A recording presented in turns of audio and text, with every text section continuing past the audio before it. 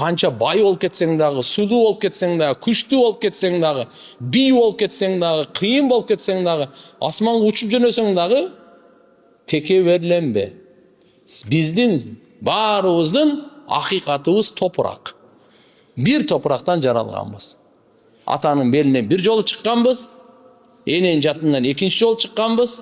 Эки нажасат жерден чыккан адамга текеберлик лайык эмес. Туура келбейт. Текебер шайтан. Шайтан.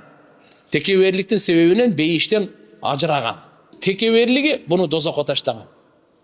Ким текебер болсо? Шайтандын аскерлери. Шайтандын достору, шайтандын аркасынан ээрчи тургандар.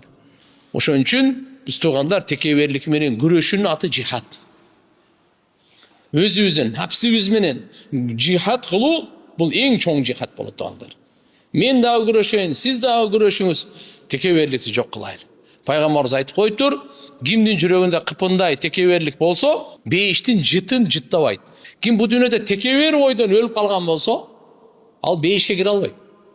Бирок иман менен кетти да, анан эмне кылат десе, тиякта текеберлигин жууп, анан бейишке киргизет. Ушу текеберликти пайгамбарыбыз эки сөз менен айтты.